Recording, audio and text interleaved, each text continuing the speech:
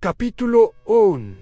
El mundo antes de la herida, antes de que la guerra tuviera nombre, antes de que la lanza volara por primera vez entre los dioses, el mundo existía en un equilibrio tan antiguo que incluso el tiempo dudaba en recordarlo. Los 9 mundos respiraban como un solo cuerpo. Osgard se alzaba en lo alto, no como una fortaleza de guerra, sino como un trono de vigilancia. Allí gobernaban los Aesir, dioses del orden del juramento, del sacrificio consciente. No eran crueles por naturaleza, pero creían que el universo debía sostenerse sobre leyes firmes, incluso si esas leyes exigían sangre. Para ellos, el caos no era libertad, sino una grieta por la que la existencia podía colapsar. Odín observaba todo desde Helitzo, no con orgullo, sino con inquietud. Sabía que el mundo no se mantenía en pie por la fuerza de los dioses, sino por algo más frágil en el equilibrio entre lo que se impone y lo que fluye.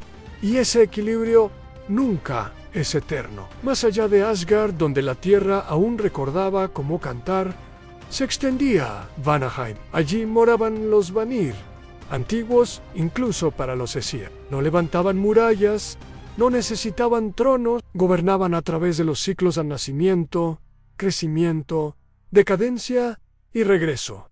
Su poder no se ejercía, se compartía. La magia fluía en sus manos como savia, como sangre, como marea. Los Vanir no creían en el dominio absoluto, creían en la permanencia a través del cambio. Durante eras, ambos panteones coexistieron, no como aliados, pero tampoco como enemigos. Intercambiaron dones, intercambiaron saberes, se observaron con desconfianza silenciosa, y en ese silencio comenzó la herida. Los Aesir miraban a los Vanir y veían un poder sin límites claros, una magia que no pedía permiso, que no respondía a juramentos ni a leyes. Sei Ere la llamaban, una fuerza que podía torcer el destino mismo. Para Odín, aquello no era simplemente magia, era una amenaza al orden que sostenía los mundos. Los Vanir, por su parte, miraban a los Aesir y veían rigidez, veían dioses dispuestos a sacrificar incluso lo vivo, con tal de preservar estructuras que creían eternas. Donde los Aesir veían estabilidad, los Vanir veían estancamiento. Donde los Aesir hablaban de destino, los Vanir hablaban de renovación.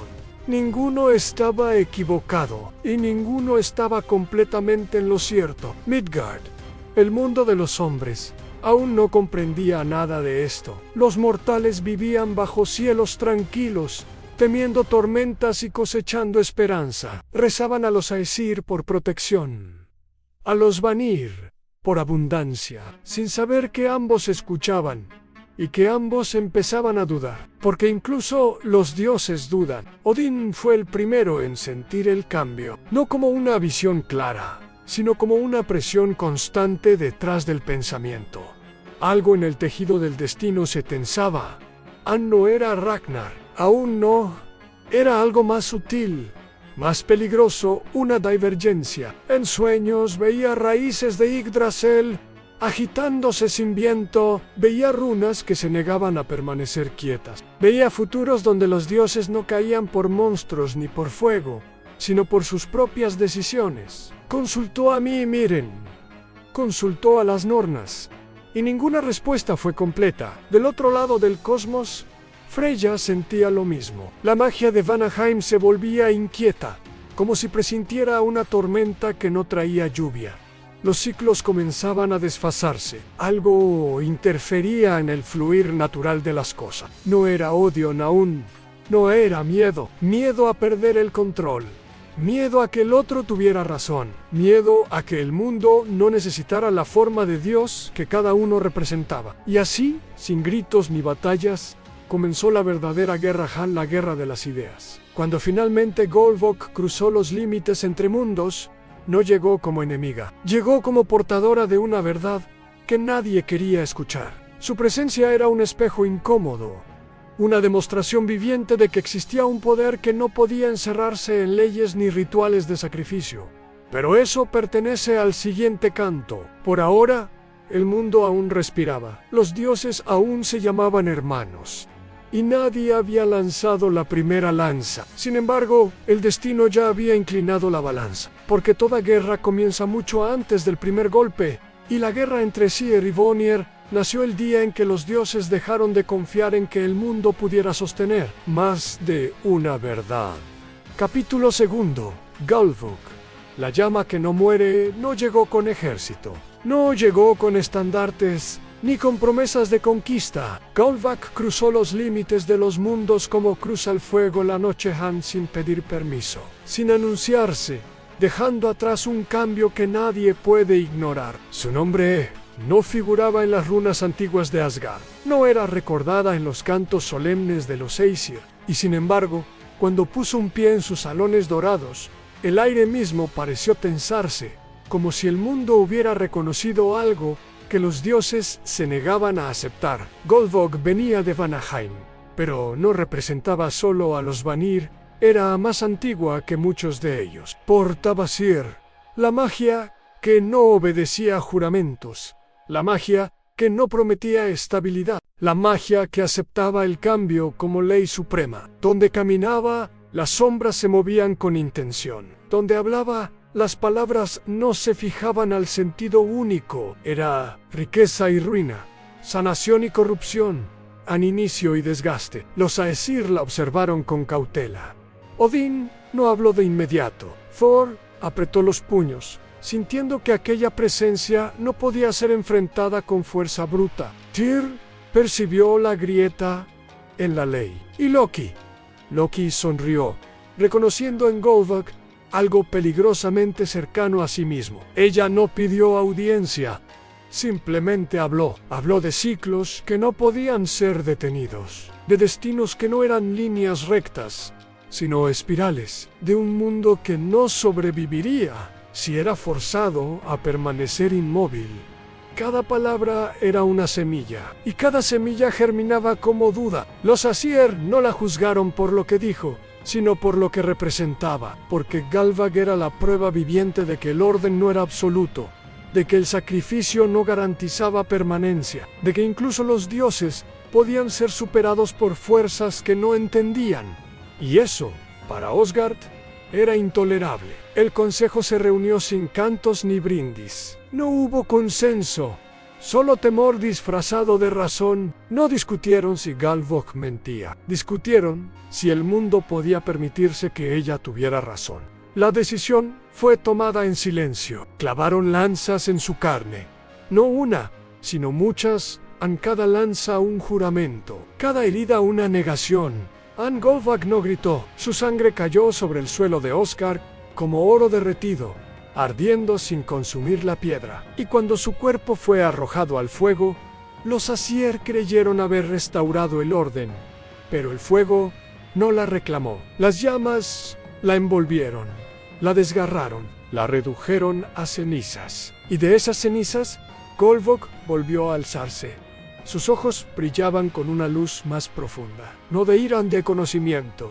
La quemaron una segunda vez y una tercera, y cada vez regresó, no como castigo, no como milagro, sino como inevitabilidad. El Seir no podía ser destruido porque no era una intrusión, era parte del tejido del mundo. Cuando Gullveig habló por última vez en Asgard, su voz ya no era solo suya, era el eco de todos los ciclos que los Aesir intentaban negar. No podéis matar lo que siempre vuelve, no podéis gobernar lo que cambia, y no podéis llamaros guardianes del mundo si teméis aquello que no controláis. Entensis que yo, no muerta en expulsada en su caída, atravesó los mundos. La magia se agitó en Vanaheim como una herida abierta. Los Vanir sintieron el ultraje antes de conocer los hechos. La tierra se volvió inquieta. Los mares olvidaron su calma. Freya cerró los ojos y comprendió.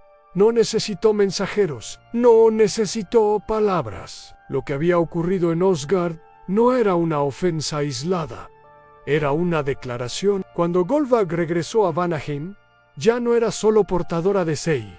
Era símbolo de humillación, prueba de que los Aesir estaban dispuestos a destruir lo que no podían someter, y así, sin una sola batalla aún librada, la guerra dejó de ser posibilidad y se convirtió en destino, porque cuando los dioses deciden que el cambio es una amenaza, el mundo no tiene más opción que arder para seguir existiendo. Capítulo 3.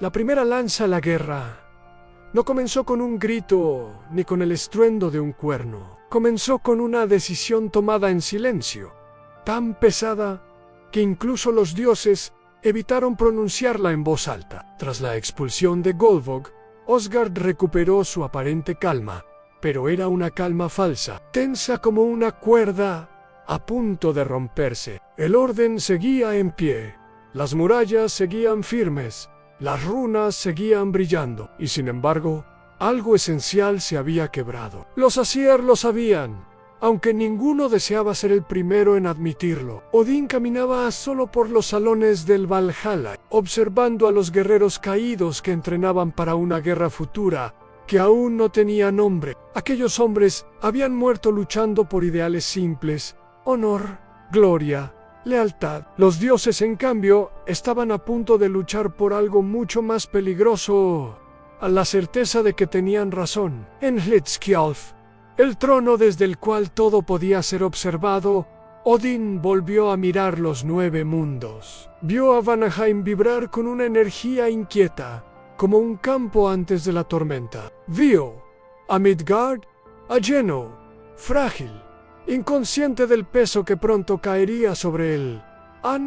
Y vio el destino no como una línea, sino como una herida que comenzaba a abrirse. Los Aesir se reunieron sin ceremonia. Thor exigía una respuesta inmediata. Para él, la expulsión de Golvog ya era un acto de guerra, y la falta de represalia solo demostraría debilidad. Tyr hablaba de leyes antiguas, de límites que no debían cruzarse sin consecuencias irrevocables. Loki, con su voz suave y peligrosa, sembraba dudas en si los Vonir respondían. ¿No confirmaría eso que siempre habían sido una amenaza? Odín escuchó a todos, pero decidió solo. Siempre había sido así. El padre de los dioses entendía algo que los demás aún no querían aceptar. No se puede contener el cambio. Solo enfrentarlo o ser arrastrado por él a la lanza. Gungnir fue forjada para no errar jamás. Cada juramento grabado en ella era una promesa al orden, una afirmación de que el caos podía ser atravesado, herido, dominado. Cuando Odín la tomó entre sus manos, no lo hizo con ira, sino con una calma terrible. Sabía que ese gesto no solo marcaría el inicio de una guerra, sino el final de una inocencia que los dioses fingían no haber perdido ya. No convocó a los Vanir, no envió mensajeros. La lanza voló primero porque, en el fondo, Odín sabía que no había palabras capaces de cerrar la grieta abierta por Galvad. Cuando Gungnir atravesó el límite entre Asgard y Vanaheim, el mundo mismo pareció contener la respiración. No fue un ataque directo contra un dios, sino contra el espacio sagrado que separaba ambos dominios. Era una declaración clara: el orden no retrocedería. Los Vonir sintieron el impacto como se siente un desgarro en la carne. No hubo sorpresa, solo una confirmación amarga. La herida que había comenzado como humillación, ahora sangraba abiertamente. La respuesta no tardó. La magia de Vanaheim se alzó como marea oscura y fértil, envolviendo los campos, torciendo el aire, recordando a los Aesir que existían fuerzas que no podían ser contenidas por lanzas ni juramentos. Freyja sintió el dolor del mundo como propio, y por primera vez comprendió que la guerra no distinguiría entre culpables e inocentes. NJR escuchó el clamor de los mares, agitados no por tormentas naturales, sino por la ira de los dioses. La paz había dejado de ser una opción. Midgard fue el primero en sufrir las consecuencias. Las estaciones comenzaron a desordenarse. Las cosechas fallaban sin razón aparente. Los hombres soñaban con batallas que no entendían y despertaban con una ansiedad que no podían nombrar. Sin saberlo, se habían convertido en el terreno donde las ideas divinas se enfrentarían. porque cuando los dioses luchan, no lo hacen en el vacío, lo hacen a través de los mundos que dependen de ellos. Odín observó todo esto sin apartar la mirada. Cada visión confirmaba lo que ya sabía: no habría victoria limpia. Incluso si los Asir imponían su orden, el precio sería irreversible. Sin embargo, retroceder significaría aceptar que el mundo podía existir sin la forma de autoridad que él representaba. Y eso, para el padre de los dioses, era una derrota aún mayor. Así fue como la guerra comenzó oficialmente, no con ejércitos marchando ni con muertes inmediatas, sino con la certeza compartida de que ningún bando podía ceder sin dejar de ser lo que era. La primera lanza no mató a nadie, pero mató algo más frágil y más valioso: la posibilidad de reconciliación sin sangre. Desde ese momento, el destino avanzó con paso firme. Los juramentos se tensaron, la magia se volvió arma, y los dioses comprendieron, demasiado tarde, que habían cruzado un umbral del que no existía retorno, porque toda guerra verdadera empieza cuando incluso los inmortales dejan de creer que el mundo puede sostener dos verdades al mismo tiempo. Capítulo 4. Sangre sobre Midgard. Midgard no fue advertido, nunca lo es. Cuando los dioses deciden su destino, los mortales solo sienten las consecuencias, como la tierra siente el paso del rayo, sin comprender el cielo. Al principio, nadie habló de guerra, se habló de inviernos largos, de veranos débiles, de mares que ya no obedecían a los vientos conocidos. Los hombres miraron al cielo buscando señales, sin saber que las señales ya estaban cayendo sobre ellos. Las cosechas comenzaron a fallar en regiones donde siempre habían sido abundantes. El trigo crecía torcido, la cebada se marchitaba antes de tiempo y los animales parían crías débiles, como si la vida misma dudara antes de continuar. Los sabios murmuraban que los ciclos se habían alterado. Los sacerdotes ofrecían sacrificios a los Asir pidiendo protección, y a los Vanir rogando fertilidad, sin comprender que ambos panteones ya no escuchaban con la misma atención. Los sueños de los hombres cambiaron. Donde antes había visiones simples de casa y hogar, comenzaron a aparecer lanzas sin dueño, campos en llamas, ríos teñidos de rojo. Muchos despertaban con el corazón acelerado, convencidos de haber presenciado algo que aún no había ocurrido, pero que inevitablemente ocurriría. Era el eco de una guerra que todavía no se libraba con ejércitos visibles, pero que ya desgarraba la realidad. En Asgard, algunos ayer observaron estos signos con incomodidad. Thor, acostumbrado a tormentas claras y enemigos definidos, sentía que algo se le escapaba de las manos.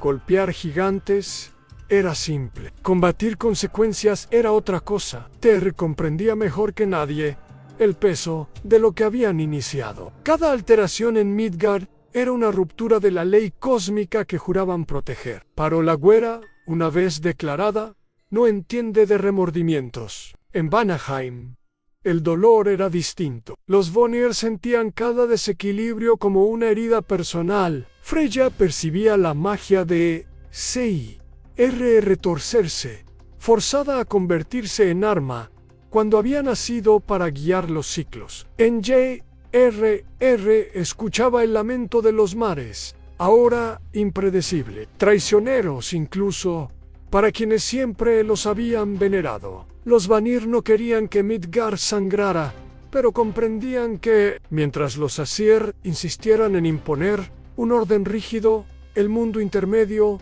sería el campo de batalla inevitable. Y así, sin que ningún dios descendiera aún con toda su furia, Midgard comenzó a pagar el precio. Las tribus humanas se volvieron desconfiadas. Donde antes compartían recursos escasos, ahora se armaban para protegerlos. Pequeños conflictos estallaron por tierras, por agua, por alimento. Los hombres empezaron a matarse entre sí, no por voluntad divina directa, sino porque el equilibrio que sostenía su convivencia se había quebrado. La sangre humana fue la primera en regar la tierra de la guerra de los dioses. Odín observaba a Midgard con una atención silenciosa. Cada muerte confirmaba una verdad incómoda La guerra entre Aesir y Vanir no podía mantenerse aislada. El mundo de los hombres no era un escenario secundario, sino el espejo donde las decisiones divinas se volvían reales. Sin embargo, incluso viendo el sufrimiento, Odín no retiró su mano. Para él, el sacrificio siempre había sido parte del conocimiento. Lo que aún no sabía era cuánto sacrificio exigiría esta guerra. Los mortales comenzaron a cambiar sus plegarias. Ya no pedían solo protección o abundancia, pedían victoria. Elegían dioses como se elige un bando, sin comprender del todo las implicaciones. Algunos juraron lealtad absoluta a los Aesir, creyendo que el orden traería estabilidad. Otros ofrecieron su fe a los Vanir, esperando que el retorno a los ciclos naturales los salvara del colapso. Así, la guerra divina se filtró en la fe humana, dividiéndola, endureciéndola. Hubo regiones donde el cielo se oscureció durante días enteros, no por nubes, sino por una sombra persistente que parecía observar. En otras, la tierra se volvió tan fértil que crecía sin control, devorando aldeas enteras bajo vegetación salvaje. Ambos extremos eran síntomas del mismo conflicto, el orden forzado y el cambio desatado chocando sin mediación. Midgard se convirtió en el lugar donde esas fuerzas se encontraban sin filtros. Con el tiempo, los hombres dejaron de hablar de desastres aislados, comenzaron a hablar de una era nueva, una era peligrosa. Los ancianos recordaban tiempos más simples y decían que los dioses estaban en guerra. Nadie sabía exactamente cómo ni por qué, pero todos sentían que algo sagrado se había roto. Y cuando los mortales empiezan a comprender que los dioses pueden fallar, el mundo nunca vuelve a ser el mismo. Así, antes de que los ejércitos divinos chocaran abiertamente, Midgard ya estaba marcado. La sangre humana selló un pacto no escrito. Esta guerra no sería solo de dioses, sería una guerra que definiría qué lugar ocuparían los mortales en un cosmos gobernado por poderes incapaces de ponerse de acuerdo, porque cuando los dioses luchan por principios, son los hombres quienes aprenden el significado real de la palabra pérdida. Y Midgard, silencioso y vulnerable, se convirtió en el primer testigo de una verdad que ningún canto heroico podría suavizar. La guerra entre Aesir y Vanir ya no pertenecía solo al cielo, había descendido a la tierra, y nada volvería a crecer de la misma forma sobre ese suelo manchado de sangre. Capítulo V.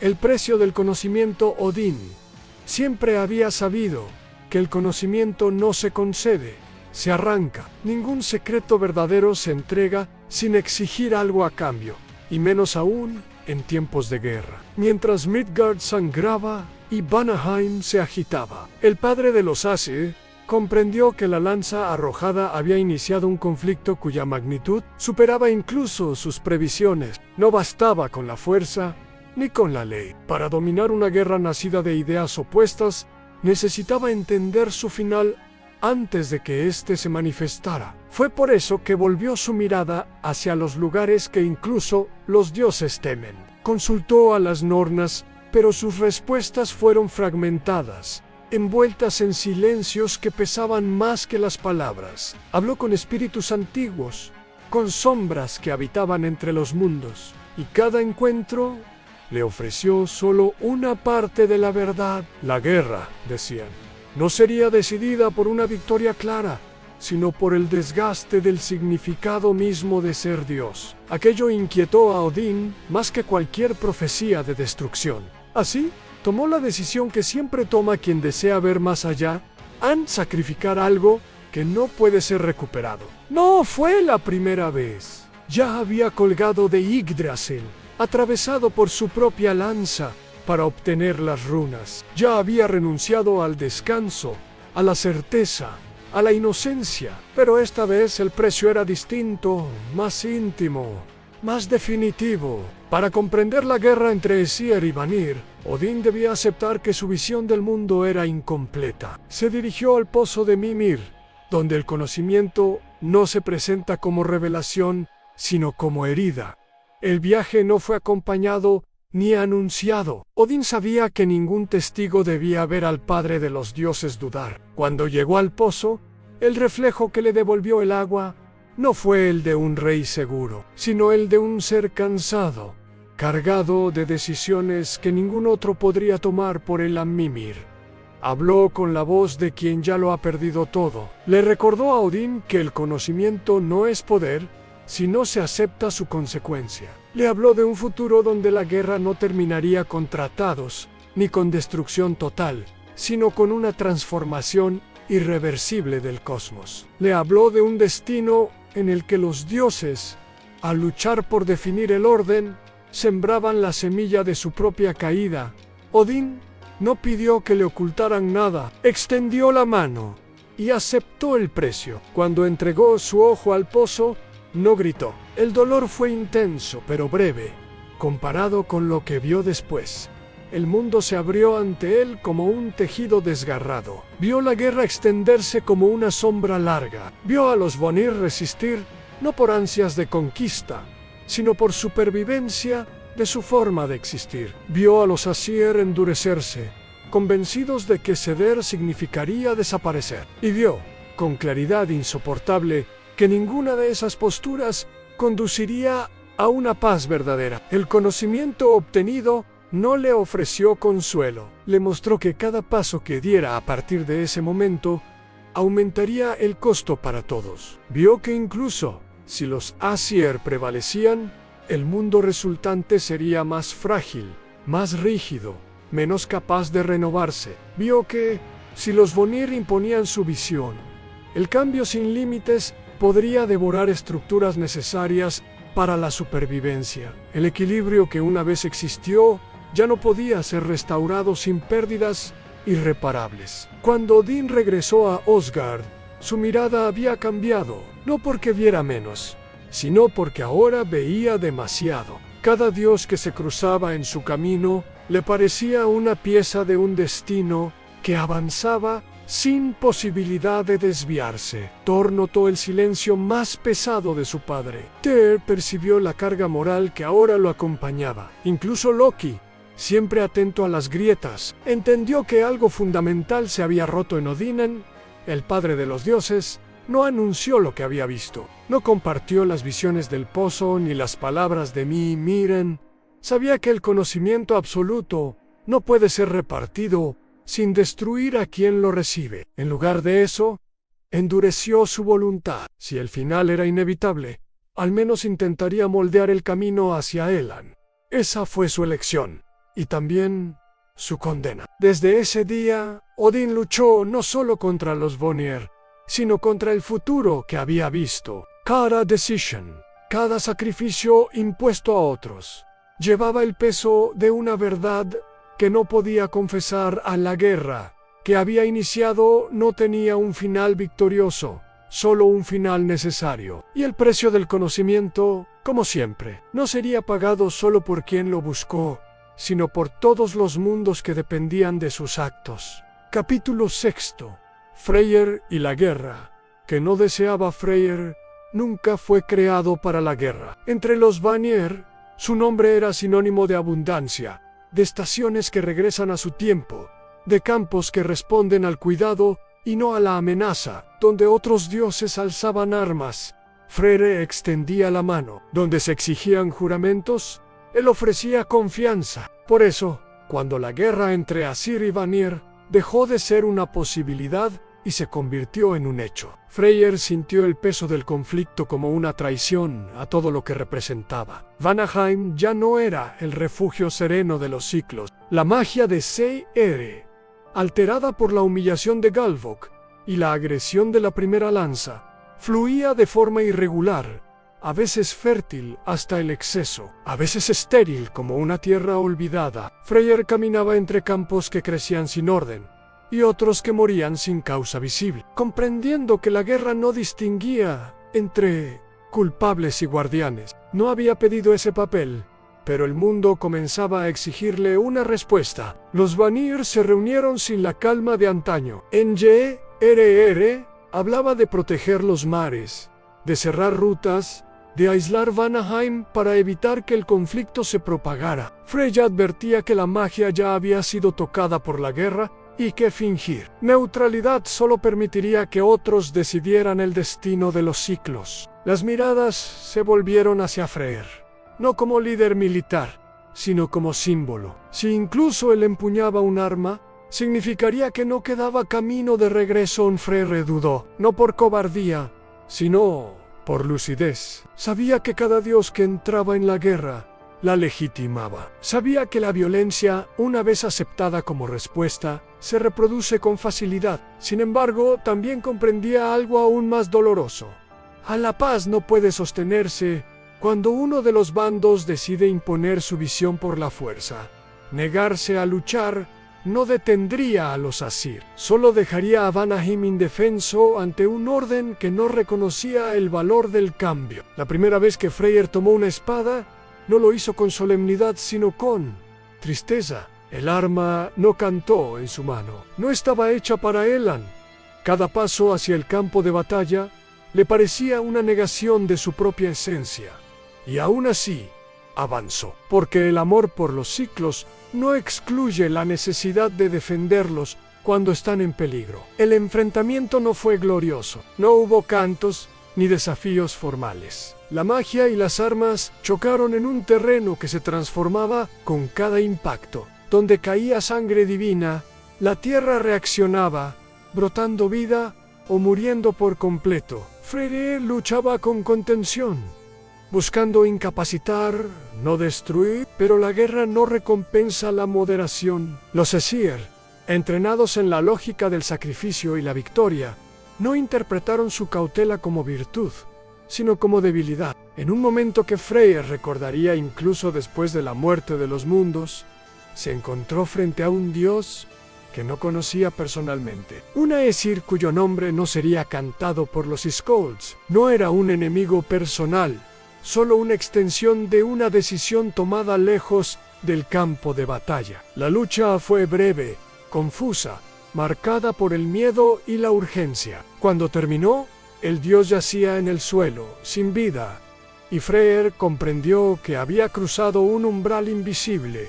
No celebró, no habló, se arrodilló junto al cuerpo, sintiendo que algo se había apagado en el tejido del mundo. No era solo la muerte de un dios, era la confirmación de que incluso los guardianes de la vida podían convertirse en instrumentos de destrucción.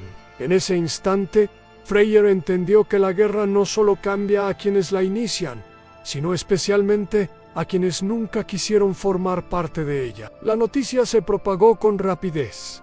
Entre los Vanir, el silencio fue pesado, casi reverencial. Nadie reprochó a Freyr su acto, pero todos sintieron la pérdida de algo que no podría recuperarse. Entre los Aes, el mensaje fue distinto. A la guerra ya no tenía límites implícitos. Si Freyr había derramado sangre divina, entonces el conflicto había alcanzado un punto donde ninguna figura sagrada estaba a salvo. Freyr regresó a Vanaheim con una carga invisible. Los campos seguían creciendo, los ciclos continuaban, pero algo en su relación con ellos había cambiado. Ya no veía la vida como un fluir inevitable, sino como algo frágil, susceptible de ser interrumpido por decisiones tomadas en nombre del orden o de la supervivencia. La guerra le había enseñado una lección cruel.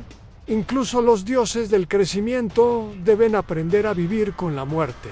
Esa noche, Freyr observó el cielo y sintió una certeza amarga. La guerra que no deseaba no terminaría pronto, y su participación, aunque nacida de la necesidad, tendría consecuencias que se extenderían más allá de su propia existencia. El mundo recordaría ese primer acto no como una victoria ni como una derrota, sino como el momento en que la luz aceptó ensuciarse las manos para no desaparecer, porque en toda guerra entre dioses hay un instante decisivo en el que incluso la esperanza aprende a luchar, y cuando eso ocurre, el equilibrio que una vez sostuvo a los mundos se vuelve irreconocible, preparando el camino para un futuro donde la paz ya no puede ser inocente. Capítulo 7. Magia contra juramento. La guerra alcanzó su punto más peligroso cuando dejó de ser una sucesión de enfrentamientos y se convirtió en una colisión de principios irreconciliables. Ya no se trataba de territorios ni de represalias, sino de dos formas opuestas de comprender la realidad. Para los Aesir, el mundo debía sostenerse sobre juramentos inviolables, promesas grabadas en runas, leyes que, una vez pronunciadas, obligaban incluso a los dioses. Para los Vanir, en cambio, la existencia era un flujo continuo, y la magia de Sei, Ere no imponía, sino que guiaba, adaptándose a los ciclos inevitables del cambio. En los campos donde ambas fuerzas se encontraron, la realidad comenzó a comportarse de manera errática. Las runas de los Aesir trataban de fijar el destino como una línea recta, mientras el Sei, R lo curvaba, lo desdoblaba, lo devolvía sobre sí mismo. Las batallas ya no se medían por cuerpos caídos, sino por fracturas invisibles. Donde un juramento era pronunciado, la magia respondía alterando su significado. Donde un hechizo intentaba fluir, la ley lo encadenaba, forzándolo a tomar una forma rígida y dolorosa. Los dioses comenzaron a notar que el conflicto estaba dejando de ser controlable incluso para ellos. Los Aesir pronunciaban votos que en lugar de traer estabilidad, anclaban errores en el tejido del mundo. Los Vanir lanzaban conjuros que, al ser forzados contra leyes absolutas, regresaban multiplicados, deformados, arrasando regiones enteras sin intención consciente. La guerra ya no obedecía a quienes la habían iniciado. Había adquirido una lógica propia, nacida de la incompatibilidad de sus fundamentos. Odín observaba estas alteraciones con una atención amarga. El conocimiento obtenido del pozo de Mimir le permitía comprender lo que otros aún se negaban a aceptar. Cada juramento pronunciado, en ese contexto, era una herida permanente. Las leyes, creadas para sostener el mundo, se estaban convirtiendo en grilletes que impedían su adaptación. Sin embargo, renunciar a ellas significaría admitir que el orden mismo podía ser falible, una verdad que muchos Aesir no estaban dispuestos a tolerar. Freyja, por su parte, sentía el dolor del Sei, Ere como si fuera propio. La magia que había nacido para sanar y conectar se veía forzada a romper, a dominar, a sobrevivir en un entorno hostil. Cada vez que la utilizaba para contrarrestar un juramento, algo se perdía. La flexibilidad se convertía en violencia y la sutileza en devastación. Comprendió entonces que el mayor peligro no era la derrota, sino la transformación de aquello que se intentaba proteger. Los mortales comenzaron a percibir los efectos de esta lucha abstracta. En Midgard, las promesas dejaban de cumplirse, incluso cuando se pronunciaban con fe sincera. Los contratos se volvían inútiles. Los lazos sociales se debilitaban, como si la palabra dada hubiera perdido su peso. Al mismo tiempo, la magia se manifestaba de forma errática, bendiciendo a unos y destruyendo a otros, sin criterio aparente. La confianza, base de toda comunidad, empezó a desmoronarse. Hubo un momento en que Aesir y Vanir se enfrentaron sin armas visibles, un encuentro breve, tenso, donde juramentos y hechizos chocaron directamente. Las palabras de poder pronunciadas por los Aesir resonaron como cadenas, intentando fijar el resultado del enfrentamiento. El Sei, R respondió disolviendo esas palabras, no negándolas, sino transformándolas en algo distinto, impredecible. El choque no produjo vencedores, pero dejó una cicatriz profunda. El tejido del destino ya no podía ser leído con claridad. Después de aquel enfrentamiento, los dioses comenzaron a temer no solo al enemigo, sino a sus propias herramientas. Los Aesir dudaban antes de pronunciar un juramento, conscientes de que podría volverse contra ellos. Los Vanir usaban la magia con mayor cautela, sabiendo que cada hechizo reforzaba un conflicto que estaba corrompiendo su esencia. La guerra había alcanzado una fase en la que continuar significaba perder aquello que definía a cada bando. El mundo entero empezó a mostrar signos de agotamiento. Yggdrasil temblaba, no por una amenaza externa, sino por la tensión interna entre fuerzas que ya no podían coexistir sin destruirse mutuamente. Los 9 mundos no se inclinaban hacia un vencedor, se inclinaban hacia el colapso. Cada acto de poder, cada intento de imponer una verdad, aceleraba un desenlace que nadie deseaba nombrar. Así, la guerra entre Aesir y Vanir entró en su etapa más oscura, no porque la violencia aumentara, sino porque la certeza desapareció. Ya no luchaban por ganar, sino por no desaparecer primero. Y en ese combate silencioso entre magia y juramento, el destino comenzó a escribir su sentencia con una claridad aterradora. Ningún mundo puede sobrevivir cuando las fuerzas que lo sostienen se niegan a ceder un solo paso. Capítulo 8. Los dioses, cansados, la guerra no los había destruido, pero los había vaciado. Ese fue el descubrimiento más inquietante para los dioses, acostumbrados a medir la derrota en heridas y la victoria en cadáveres. El conflicto entre Aesir y Vanir continuaba, pero ya no avanzaba hacia ningún propósito claro.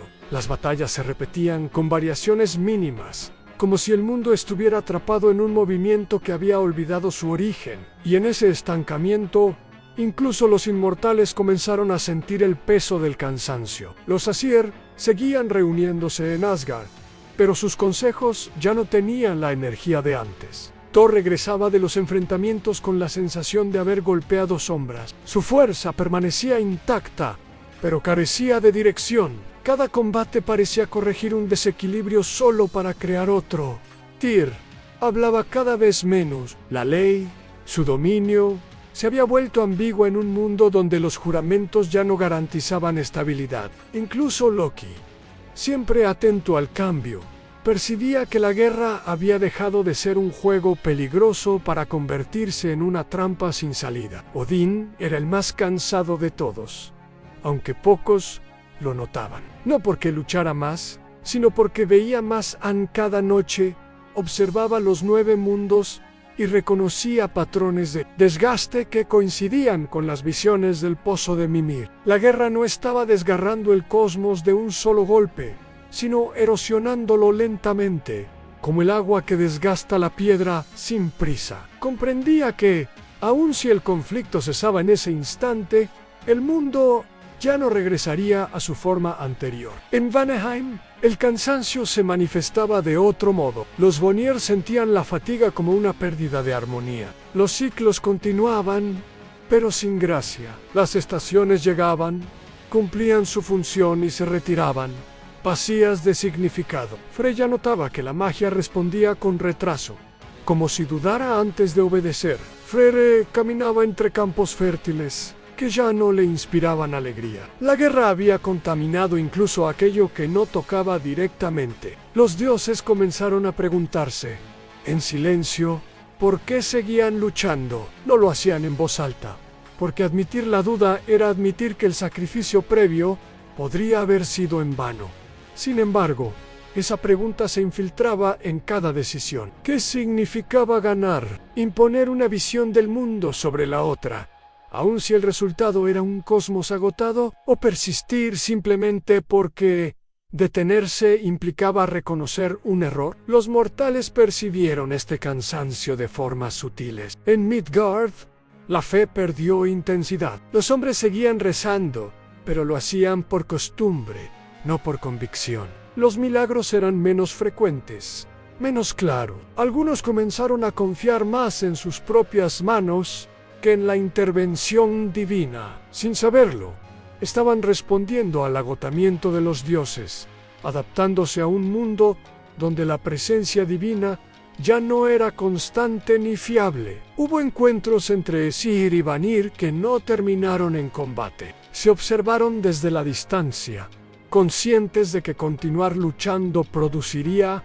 efectos irreversibles. En esos momentos, el silencio pesaba más que cualquier arma. No era una tregua declarada, sino una pausa impuesta por el cansancio compartido. Ambos bandos comprendían que el conflicto había alcanzado un punto donde seguir avanzando significaba perder algo esencial. Aunque aún no supieran qué, Yggdrasil reflejaba esa fatiga. Sus ramas no se quebraban, pero se inclinaban ligeramente, como si soportaran un peso que no correspondía a ninguna amenaza externa. Los 9 mundos permanecían unidos, pero la tensión entre ellos era constante. El árbol no estaba muriendo, estaba sosteniendo demasiado. Así, la guerra entró en una fase silenciosa, no menos peligrosa, sino más profunda. Los dioses, por primera vez, comenzaron a sentir algo cercano a la duda existencial.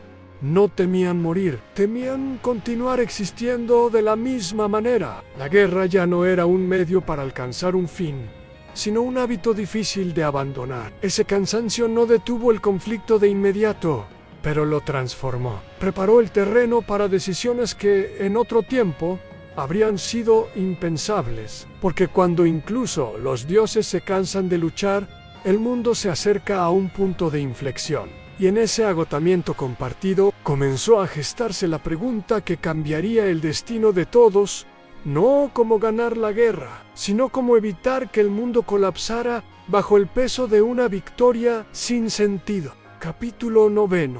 El Consejo del Fin. El Consejo no fue convocado para buscar la victoria, sino para evitar el colapso. Esa sola intención lo distinguía de cualquier asamblea anterior entre los dioses. No hubo cuernos de guerra ni augurios gloriosos, solo el reconocimiento silencioso de que la guerra había superado a quienes la habían iniciado. Aesir y Vanir se reunieron en un espacio neutral, un claro suspendido entre mundos, donde Yggdrasil proyectaba su sombra sin inclinarse hacia ningún bando. El silencio inicial fue más elocuente que cualquier acusación. Cada dios presente llevaba consigo no solo el peso de las batallas, sino la certeza de que continuar significaría una pérdida irreversible. Odín fue el primero en hablar, no como rey, sino como testigo del destino. Su voz no proclamó órdenes ni amenazas, expuso lo que todos temían reconocer. En el conflicto había alterado las bases mismas que sostenían los 9 mundos. La guerra ya no era una disputa entre dioses, sino una presión constante sobre el tejido de la existencia. Freya respondió sin desafío. Habló de la magia que había perdido su propósito original, de cómo el Sei, Ere, forzado a enfrentarse a leyes inamovibles, se había vuelto destructivo incluso para quienes lo dominaban. No acusó a los Aesir. Describió una consecuencia. La magia, explicó, no podía seguir siendo usada como arma sin convertirse en veneno para el mundo. Sus palabras no buscaban convencer sino advertir. Thor, acostumbrado a resolver los conflictos con el golpe decisivo, permaneció callado. Cuando finalmente habló, no habló de fuerza, sino de repetición. Cada batalla, dijo, se parecía demasiado a la anterior, no porque los enemigos fueran iguales, sino porque el resultado siempre era el mismo en más desgaste, menos sentido. Su confesión sorprendió a muchos, porque en ella no había derrota, sino agotamiento. Tyr planteó la cuestión más peligrosa a la validez de los juramentos pronunciados durante la guerra. Si las promesas hechas bajo un mundo inestable seguían siendo obligatorias, entonces el futuro quedaría atrapado por decisiones tomadas en un contexto corrupto. Si se irrumpian, el concepto mismo de ley divina perdería su autoridad. El Consejo comprendió que no existía una opción sin consecuencias profundas. Los Vanir escucharon con atención. NJR habló de los ciclos naturales que habían comenzado a fallar, no de manera catastrófica, sino sutil. Mareas que llegaban a tiempo pero sin fuerza. Vientos que soplaban sin propósito. Señales de un mundo que aún funcionaba pero sin convicción. Era, afirmó, la señal más clara de que el equilibrio estaba siendo sostenido artificialmente. El Consejo avanzó hacia su núcleo cuando Odín planteó lo inevitable: la guerra debía terminar, pero no mediante una victoria. Continuar luchando solo produciría un vencedor en ruinas. Propuso algo que ningún dios había considerado seriamente antes en un final acordado.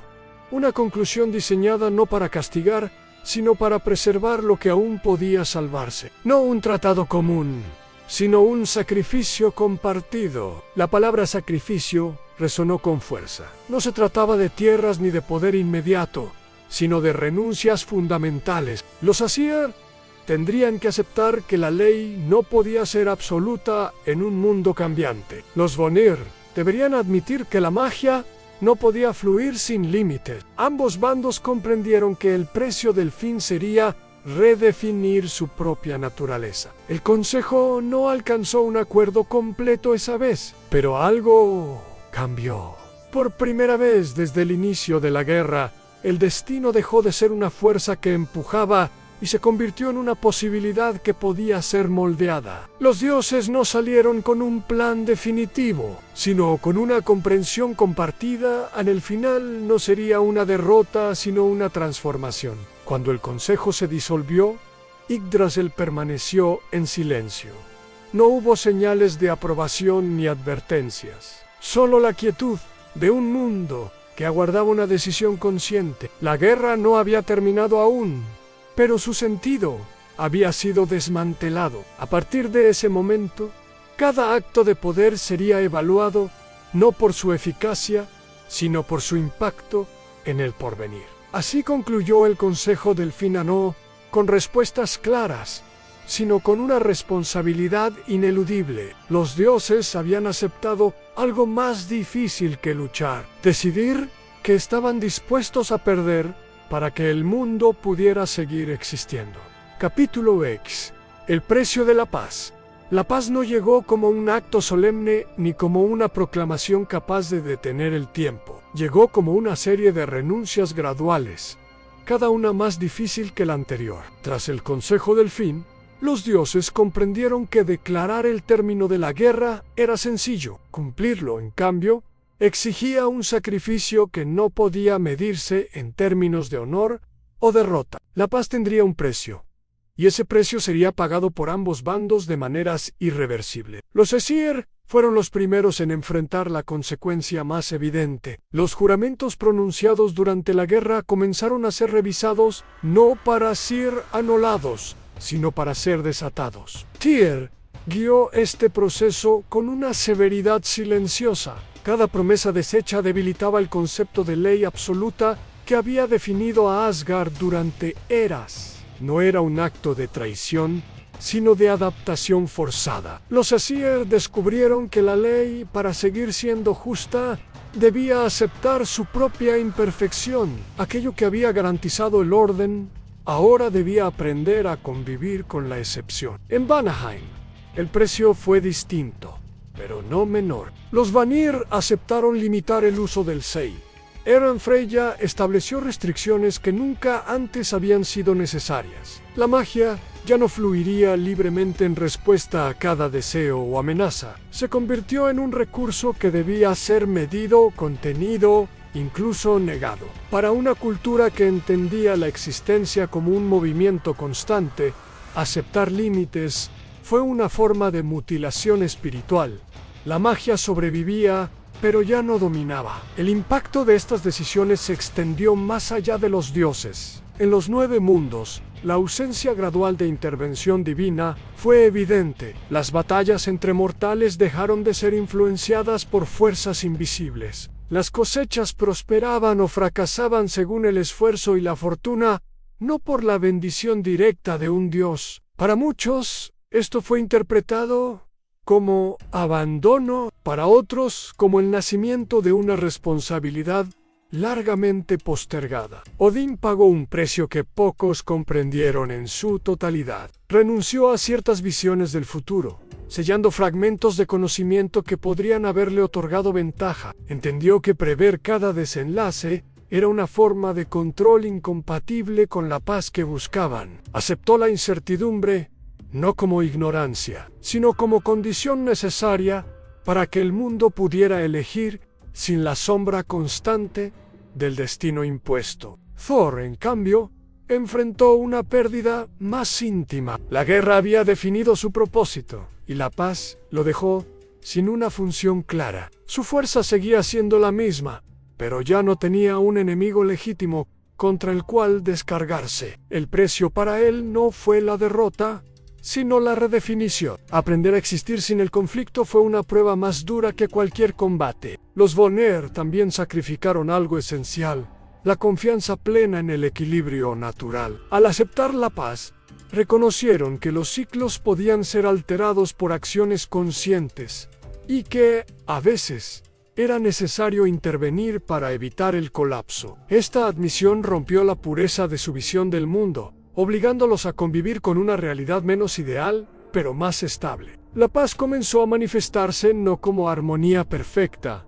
sino como una tregua sostenida por vigilancia constante. Los dioses se observaron unos a otros con cautela, conscientes de que el acuerdo podía fracturarse si alguno intentaba recuperar lo perdido demasiado rápido. No había celebración, solo una aceptación sobria de la nueva realidad. Yggdrasil respondió lentamente. Sus ramas dejaron de tensarse, aunque no recuperaron de inmediato su equilibrio original. El árbol del mundo había sido dañado, pero no destruido. Su supervivencia dependía ahora, no de la fuerza divina, sino de la moderación. Un principio nuevo, frágil, que ningún dios había tenido que practicar antes. Así, la paz fue establecida no como un estado definitivo, sino como un proceso continuo. El precio había sido pagado, pero las consecuencias apenas comenzaban a revelarse. Los dioses comprendieron que evitar el fin del mundo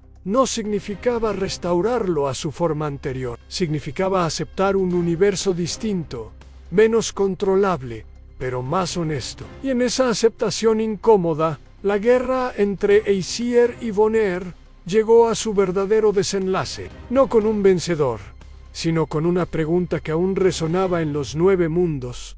¿Podrá la paz sobrevivir al recuerdo de todo lo que se sacrificó para alcanzarla? Capítulo 11. El mundo después de los dioses. El mundo no se derrumbó cuando los dioses dieron un paso atrás. Esa fue la primera sorpresa. Durante eras, se había creído que la existencia dependía de la vigilancia constante de los Asir y del fluir ininterrumpido de la magia de los Vanir. Sin embargo, cuando la paz impuso distancia y contención, los 9 mundos continuaron girando, no con la misma intensidad, no con la misma grandiosidad, pero con una estabilidad nueva, silenciosa y desconcertante. En Asgard, el cambio fue inmediato y profundo. Los dioses seguían allí, pero su autoridad ya no se proyectaba sobre cada rincón de la realidad. Las decisiones tomadas en el Consejo de la Paz habían transformado su rol. Ya no eran arquitectos del destino, sino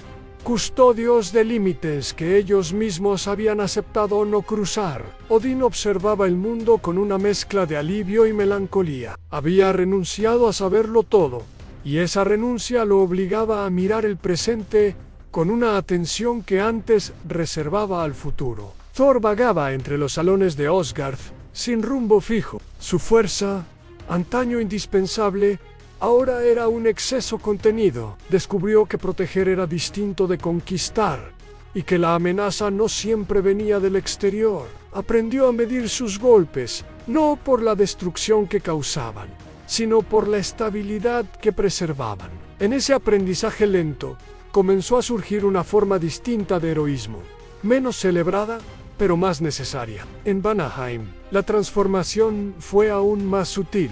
La magia seguía presente, pero ya no respondía a cada llamado. Freya sintió que el Ere se había vuelto más profundo y menos visible. No desapareció. Se retiró a los márgenes, influyendo sin imponerse. Los Vanir comprendieron que su conexión con los ciclos naturales no dependía de dominarlos, sino de escucharlos. La fertilidad regresó, no como abundancia desbordada, sino como continuidad fiable. Midgard fue el mundo que más cambió sin darse cuenta. Los mortales comenzaron a vivir en un entorno donde las respuestas divinas no eran inmediatas. Las plegarias no siempre recibían señales claras. Algunos interpretaron este silencio como abandono. Otros lo entendieron como libertad. Las comunidades se organizaron sin esperar intervención celestial. Las promesas adquirieron un nuevo valor, no porque estuvieran garantizadas por los dioses, sino porque su cumplimiento dependía únicamente de quienes las pronunciaban. Las historias también cambiaron. Los bardos ya no cantaban solo hazañas divinas, sino decisiones humanas. El heroísmo dejó de ser exclusivo de quienes empuñaban armas bendecidas. Surgió en el agricultor que protegía su cosecha, en el líder que evitaba una guerra innecesaria, en el individuo que mantenía su palabra sin temor al castigo sobrenatural. El mundo no se volvió menos épico, se volvió más íntimo. Los 9 mundos comenzaron a interactuar de maneras inesperadas. Sin la intervención constante de los dioses, los límites entre ellos se hicieron más estables, pero también más rígidos. Viajar entre mundos se volvió raro, casi mítico. Esta separación redujo los conflictos, pero también la comprensión mutua. La paz traía consigo una distancia que nadie había anticipado del todo. Yggdrasil permanecía en pie, más silencioso que nunca. Sus ramas ya no vibraban con órdenes divinas, ni con hechizos desbordados. Sostenía los mundos con una paciencia antigua, como si hubiera esperado siempre este momento. El árbol no necesitaba ser guiado, solo necesitaba que no lo forzaran. Los dioses observaron este nuevo equilibrio con sentimientos encontrados. Habían salvado el mundo, pero al hacerlo, habían dejado de ser imprescindibles. No era una muerte, pero tampoco era la vida que conocían. Era una existencia en segundo plano, donde cada intervención debía ser justificada, cada acto de poder cuidadosamente medido. Así nació el mundo, después de los dioses. No un mundo sin ellos, sino un mundo que ya no giraba a su alrededor. Un mundo donde la paz no dependía de la fuerza suprema, sino de la responsabilidad compartida. Y aunque nadie lo proclamó en voz alta, todos lo comprendieron. Esta nueva era sería más frágil, más incierta, pero también más auténtica que cualquier orden impuesto desde lo alto. Capítulo 12. Lo que quedó cuando la guerra terminó. Cuando la guerra terminó, no dejó un vacío sino en residuo. No era ruina ni gloria, sino algo más difícil de nombrar. En una memoria compartida que nadie podía reclamar como victoria. El silencio que siguió al último acto de poder no fue celebrado. Se asentó lentamente sobre los 9 mundos, como una capa invisible que alteró la forma en que todo era percibido. El mundo seguía existiendo, pero ya no respondía a las mismas expectativas. Los dioses contemplaron lo que había quedado sin la urgencia de intervenir. Por primera vez, observaron sin corregir. En Asgard, los Aesir comprendieron que la ley ya no podía ser un arma, ni una garantía absoluta. Las runas, antes grabadas para fijar el destino, ahora servían como recordatorio de límites. Odín aceptó que el conocimiento incompleto no era una falla, sino una condición necesaria para que la existencia continuara abierta. Saber menos significaba permitir más. Los Vanir, en Vanaheim,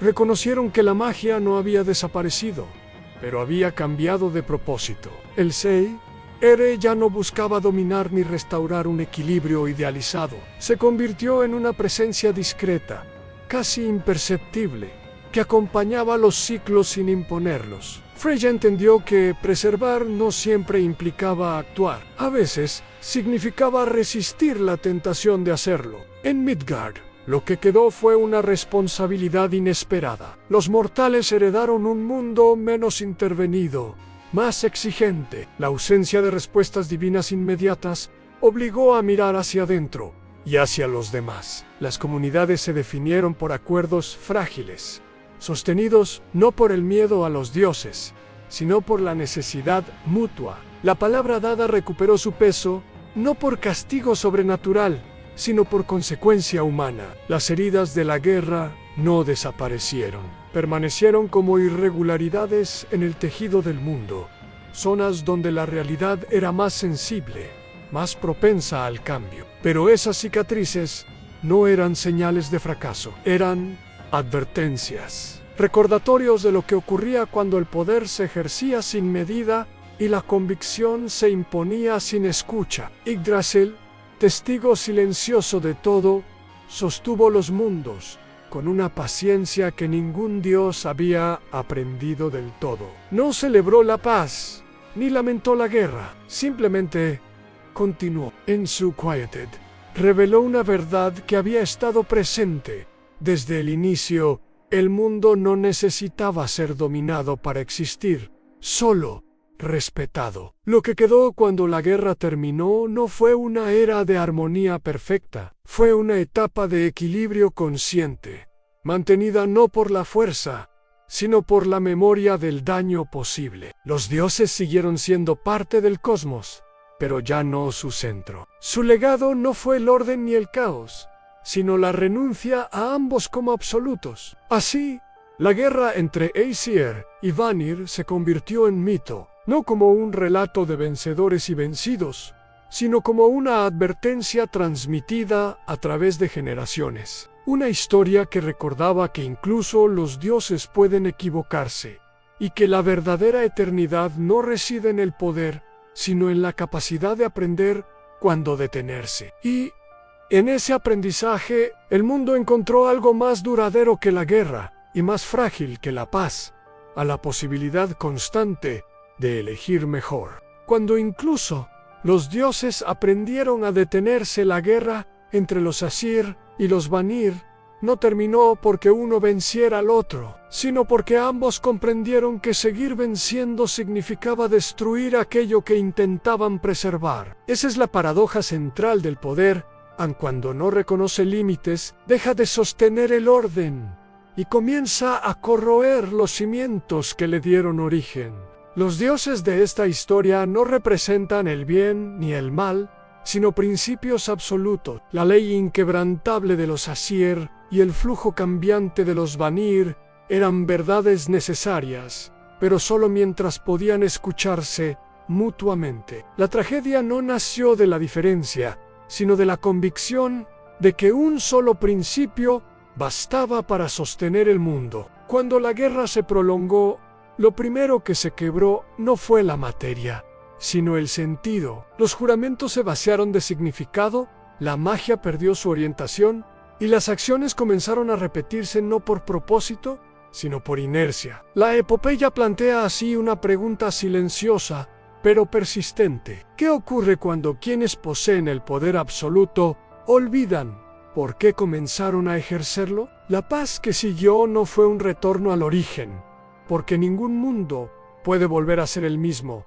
después de comprender demasiado. Fue una forma distinta de existencia, donde la fuerza aceptó ser limitada y el orden reconoció su propia imperfección. Fue una pérdida necesaria, porque solo al renunciar a ocupar el centro, los dioses permitieron que el mundo aprendiera a sostenerse por sí mismo. El retiro de los dioses no fue un acto de debilidad, sino el más difícil de todos. Controlar siempre resulta más sencillo que soltar, imponer más fácil que dialogar, y la guerra más clara que la paz.